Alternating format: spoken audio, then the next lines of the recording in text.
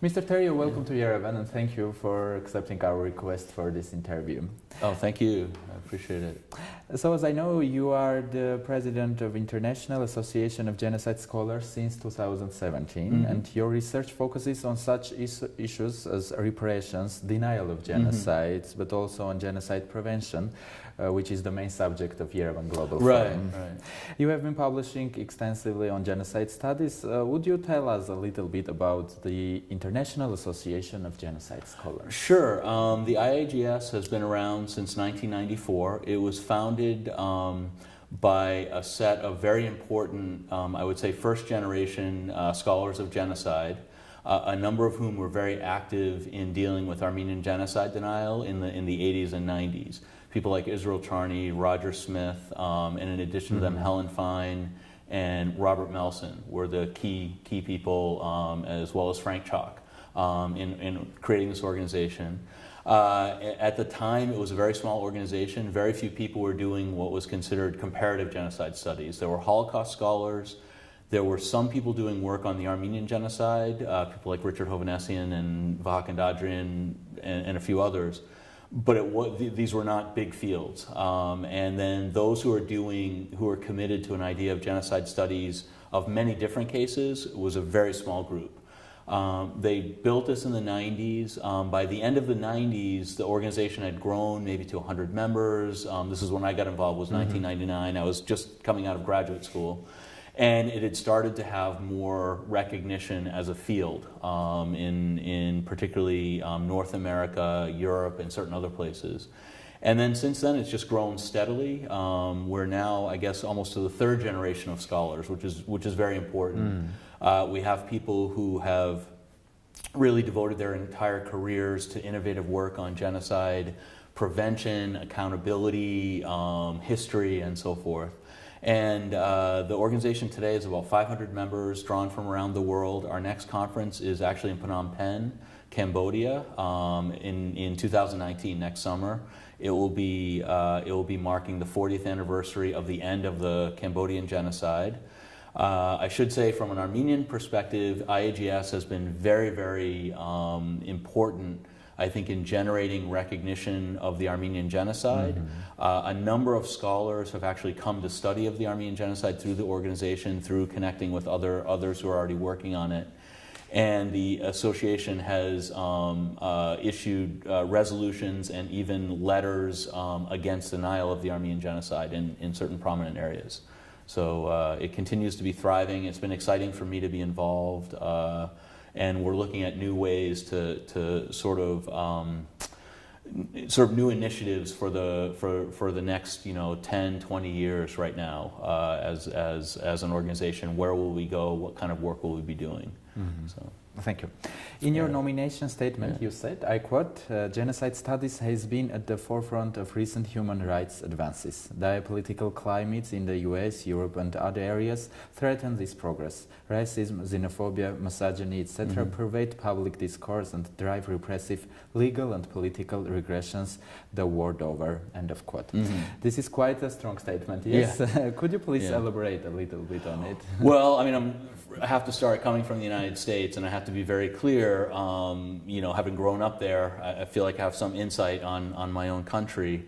And it's very clear that in the United States in recent years, and certainly with the election of Donald Trump, which is, I would say, more of a symptom than a cause of what's gone on, the United States has been reversing both legal and policy dimensions of what I would consider some of the human rights dimensions that had been important advancements in the U.S. The U.S. itself has had a very bad history of committing and being complicit in genocide and other kinds of war crimes and so forth that we have not had a good accounting of. But at the same time, there certainly has been progress in the United States around different issues over the past half century. Within the last few years, there's been what we call a backlash. That is, people, particularly around race, which in the United States is a very important issue, gender, and other dimensions, sexuality, have been fighting against some of the positive human rights changes that have been made domestically, and also have been trying to influence what's going on in other countries. So I would say in the United States, again, the election of Donald Trump is a good example. Really, for the first time in a while, we've had frequent violence against racial minorities in the United States that looks like what happened in the 1920s and 30s, for instance, in the United States during the heyday of lynching of African Americans. We've had an increase in violence. If you look at other countries, the most obvious example maybe for Armenia is Turkey, and the shift with Erdogan toward an authoritarian government that is very clearly not open to a multicultural society, in which Armenians are again, who are in Turkey, are again under great pressure, with the potential for violence, the continued discrimination and so forth. But going beyond that, I mean, we see Macron in France. Many people saw him as a good alternative to Marine Le Pen, but at the same time, his policies are, certainly in terms of Muslim refugees and so forth are very, I think, human rights harmful. Russia, I mean, I know this may be a sensitive topic for Armenia, but the reality is, has, similar to the United States, I think, a very right-wing approach to international politics and domestic politics. And just going beyond that, countries around the world, really. So the problems are everywhere. It's everywhere, and it's frightening. I have to say, what happened in Armenia in the last 6 months is one of the few places in the world where there's really positive democratic change from a broad social base. You mean the Velvet Revolution? Yeah, the Velvet Revolution, and the fact that activist organizations, particularly youth organizations and others around the country, were able to push for really positive change in the country, I think is very rare. And I think, certainly as a diasporan Armenian, I look at this as a model for what we need to be doing in the United States, we need to be doing in other countries. So it's very impressive that you're against the trend, and that even in terms of refugees, Armenia is one of the relatively few countries that is really having a positive approach to dealing with refugee problems with all the destabilization that we have in the world. So yeah, it's very impressive to me. Okay, thank you. And let's speak about this forum. You will be the moderator of the panel of Combating Genocide, Denial and Propaganda of Xenophobia. Can you talk a little bit about the correlation of these two phenomena? It's a great question. I think my approach is to denial is twofold. One thing I think that we're seeing with this rise of authoritarianism, which I have to say is a very sort of macho politics. It's a very masculine domination.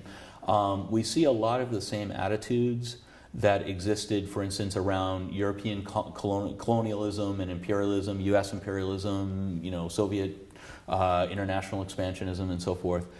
And it's not so much about denial. It's very blatant that we have power and we can impose our will. But my take is that's really come out of decades and even generations of denial of human rights violations. For instance, in the United States, we have never had a real accounting of genocide against Native Americans. We haven't had an accounting, relative to, for instance, the Vietnam War, where we committed, extensive war crimes. We haven't had an accounting of our role in the Guatemala genocide, the Bangladesh genocide, and so forth. And so that denial has paved the way for this resurgence of, well, America first, and we have the right to have our military intervene around the world. We have a legitimacy in doing this, and it's a sort of old school, I have to say, almost medieval blatancy. This attitude of we're powerful, so we can do what we want to do. At the same time, there's also a very sophisticated level of denial that goes along with that, a second generation of denial, where people are denying denial, for instance. So in the U.S., when activist groups, when progressive political leaders and so forth point out the problems with current policies and attitudes, and point out the problems with the way that people are constructing U.S. history and global history, the response is not so much denial in the simple sense, but the years and decades of denial that have led to a sort of false understanding of our politics and our history is being itself denied. You know, people are saying, oh, we're actually, you know, we've been truthful, you know, the kind of Donald Trump alternative truth and history and fake news, all this kind of stuff. It's denying denial. And that's very complicated to deal with because it's no longer about the facts, it's about people's sort of perceptions that, that in fact the way that they've been attacking facts is legitimate. I don't know if that makes sense, but it's a fairly complicated problem that we're dealing with. And as a continuation, in the world of social media and open internet, what should or can be done in order to efficiently combat propaganda, xenophobia, and other crimes, hate speech? It's a very difficult question because on the one hand, the kinds of avenues for public expression of ideas, you know, have opened up possibilities that didn't exist before. You know, so again, if you look at what's happened in Armenia over the past 6 months, the ability of people to communicate ideas, to present their own notions and criticisms and information and facts through various platforms that didn't exist 30 years ago is very important and very helpful. On the other hand, and this is where that denial of denial issue comes in, those who are against, you know, the facts and against democracy and so forth can use the same media. You know, we've always seen this, you know, with genocide denial through the internet and so forth. It's the same kind of thing. As the volume of information available or the volume of discussion of, say, the Armenian genocide increased, it became more difficult for people who didn't have any prior knowledge or expertise to decide what's true and what's not true. Deniers would have very sophisticated websites that looked very convincing. You know, they looked like they were academic websites that would be denying the Armenian genocide. And I think we see that today, as well with a lot of issues around social media, is that those who are trying to have a negative impact are maybe even more sophisticated in how they can present their ideas than those who are working hard for positive change. If that makes sense, Okay, thank you. And as a researcher, what do you think, 70 years after the adoption of the Convention for the Prevention and Punishment of the Crime of Genocide, are we closer to prevention of genocides and other crimes against humanity? That's a great question as well, and hopefully the Global Forum will have an impact on advancing the issue of, or the mechanisms of prevention. Do you have my take, Oh, I'm sorry.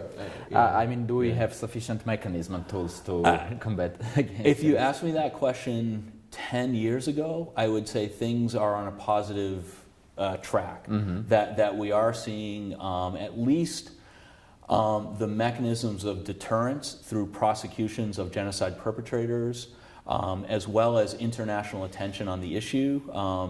30 or 40 years ago, if you spoke about genocide in a foreign ministry, for instance, pretty much anywhere in the country, you would have to explain the issue, you know, and why it's important. Now people understand this is a social and political problem around the world. We need to address it. I think the problem is with this shift that we've been talking about, this sort of right-wing anti-human rights shift, that a lot of the positive impacts that were starting to happen, we're dealing with, I think, a level of genocide and other human rights abuse in the world where you had one case at a time, you could focus on it. Now I think we're seeing actually an increase in the level of human rights violations. We're seeing an increase in the level of displacement of people, of forced refugees and displaced persons and so forth. We're seeing an increase in non-governmental groups. ISIS is an obvious example. I know they think of themselves as a government, but non-governmental groups with significant ability to violate human rights, to commit mass violence, and so forth. And so in that context, the advances we made are now inadequate to the situation that we're in, and we need more committed action and more decisive action. The other problem is that a lot of the advances in international law were about the aftermath of genocide, prosecution and so forth. And the idea was if we prosecute perpetrators, if we deal with the crimes after and impose international law in a serious way, that will have an effect of stopping genocide in the future. What we're seeing now is that is not enough, that we need active prevention mechanisms. We need to be looking at societies that are becoming more and more hostile toward internal and external groups that are different. We need to look at the ways in which popular movements, right-wing neo-fascist movements in France and the United States and other places, have risen, actually around Europe, and begin to work at deeper prevention. It's not enough just to look at the international law. It's not enough to think that there are diplomatic solutions that can come in when the crisis has already arrived, because the work needs to be done before that. So that would be the idea I have and the challenge that we face. So we hope this forum will help you to create or find some new mechanism. I hope so, and get more attention on this this issue. Yeah. Mr. Thriault, as I know, you study the issue of reparations, especially in the context of the Armenian genocide, and you chaired the Armenian Genocide Reparation Study Group and was the lead author of its final report, a resolution with justice, reparations for the Armenian genocide. A wide-ranging analysis of the legal, historical, political and ethical dimensions of the question of reparations for the genocide.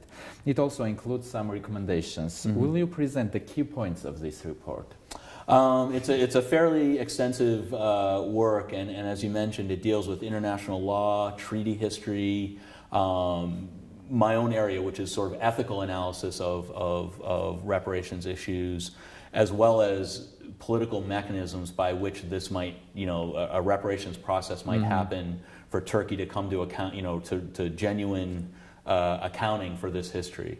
I would say the important points of the report, one is we look in depth at the actual impacts of the genocide on contemporary Armenia as the republic and also as the global diaspora, and very importantly, Armenians, the population that's within Turkey today, the small number of Armenians who identify openly as Armenians, but the very significant number of Armenians who have an Armenian heritage but are not publicly recognized as Armenians. And these four groups, I think, are all important in understanding the issue of reparations, and we looked at each one.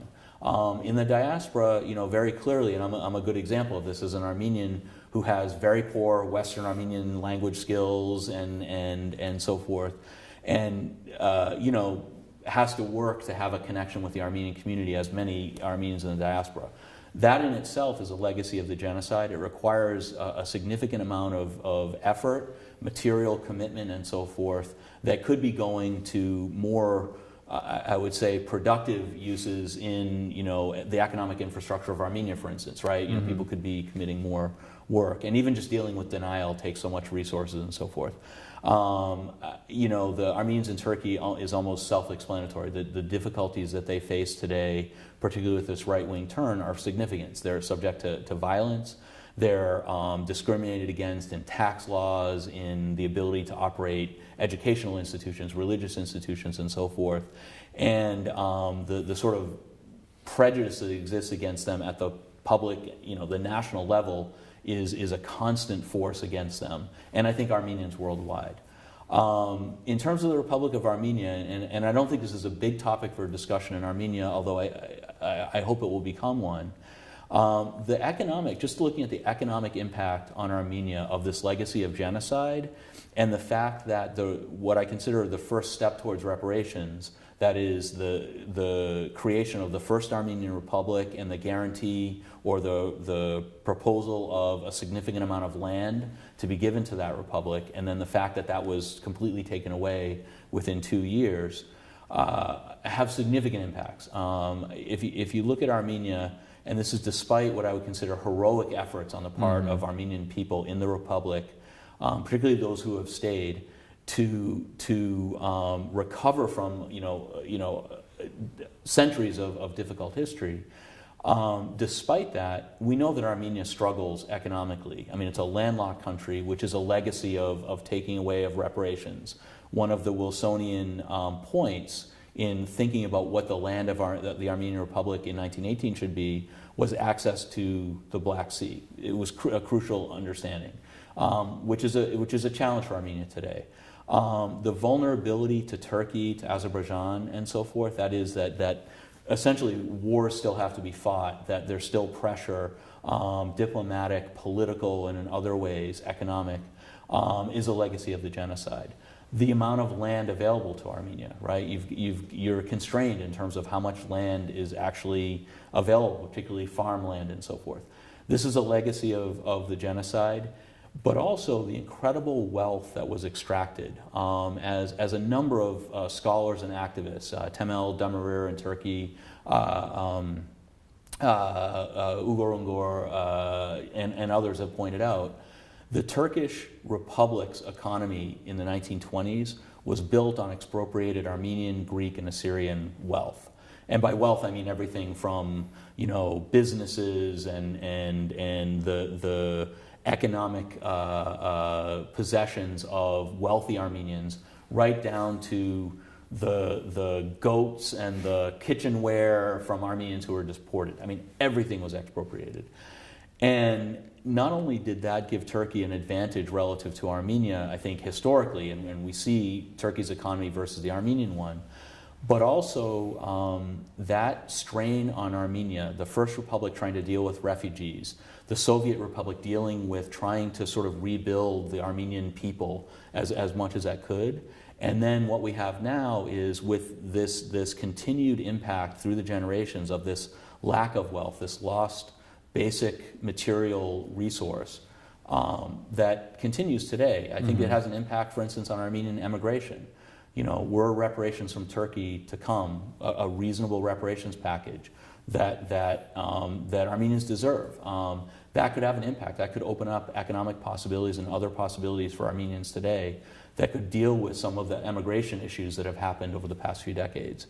There's more to say about it, but even just demographically, the fact that Armenians in the world and in the Republic are a very small population continues to have an impact relative to a huge Turkey and other regional players. So these are the kinds of things. I would be happy to go into more depth. But then we go from there to really argue legally, ethically, politically. Reparations are absolutely justified. There's no question. We can talk about, it would take a lot to talk about those issues.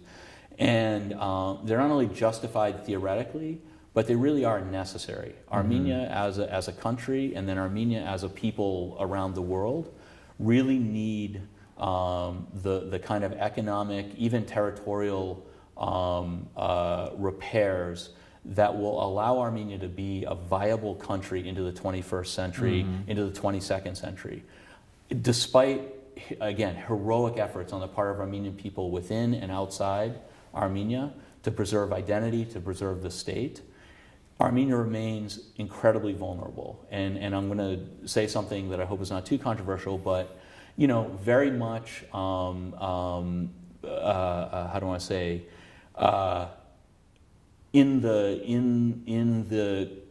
under the power of Russia, as well as other international players. You still see the tensions between Russia and the U.S. play out in terms of internal politics in Armenia, and I wouldn't go so far as to say it's a neo-colonial situation as some other governments in the world. I think Armenia is more independent than that. But that external pressure of vulnerability, the fact that Azerbaijan remains a powerful military threat that requires Armenia, in terms of its foreign relations, to operate in a way that it might not, in other circumstances, operate, I think are all important considerations and need to be, and are part of why reparations are so important. To give Armenia a foundation for greater independence and greater security going forward. So I would say, thank you very much. Sure. And coming back to the topic of this year's Global Forum, what is your opinion on the role of education and culture in the comprehensive international efforts to prevent genocides and other crimes against the humanity? I think it's absolutely essential, and we spoke before about what I would call deep prevention versus prevention once the problem already exists. And it's education that's the key. I think if you look at Turkey as an example, and the treatment of Kurds from the 80s to now, the treatment of Armenians in Turkey and so forth, that really results from, more than anything else, a lack of proper education about the history of Turkey relative to these groups, and also a lack of understanding how Turkish national identity was formed through genocide of Armenians and others, how it's been maintained, and how the very way that people who identify as Turks today are sort of molded to have attitudes towards minority groups, to have attitudes about what Turkey should be, is, I think, an important example of where the failure of education as a way of really understanding one's history and one's present and one's identity and one's ethical responsibilities is absolutely blatant, is absolutely clear. And the alternative, are those rare societies that have made an effort, often very haltingly, to come to terms with their histories and understand that education is part of what builds its citizenry. It builds its ideas about what its military should do. It builds its political culture, its social environment. And I don't think there's any country that's even Germany hasn't fully come to terms with the Holocaust, the Thriault genocide, and so forth. But those countries that have made that effort, and have the debates and discussions, and where the education is available, have a better, are better advocates for human rights today than these other countries that really are contributing to the violence against different populations and so forth. So I think education is where you start. It's how you create a diplomatic corps, a political infrastructure, a culture of people who are committed to human rights for the right reasons. So I'm hoping that, I'm thrilled that this is the topic of this program, and I'm hoping that Armenia, again, can be a leader, I think, globally, in opening up spaces for different countries. I think, I should say as an aside, maybe the most significant benefit of reparations for the Armenian genocide is the positive changes that it will mean for Turkey. That a real process of coming to terms can help Turkey become a better society, a more ethical society, a human rights respecting society, and so forth. And I think in that way Armenia can be a leader, but I think this forum, and Armenia taking the lead in developing this forum, can really start to help other countries make decisions about what they think is important, about how they educate their citizens, and what that means for the well-being of the country as a whole. So, thank you for sharing your opinion. It was glad to have an interview with you. I'm deeply honored to have time with you, and I appreciate your really important questions and your time. So Hope thank to you. see you again. I will be here, I'm sure. Yeah. Thank you very much. So thank you.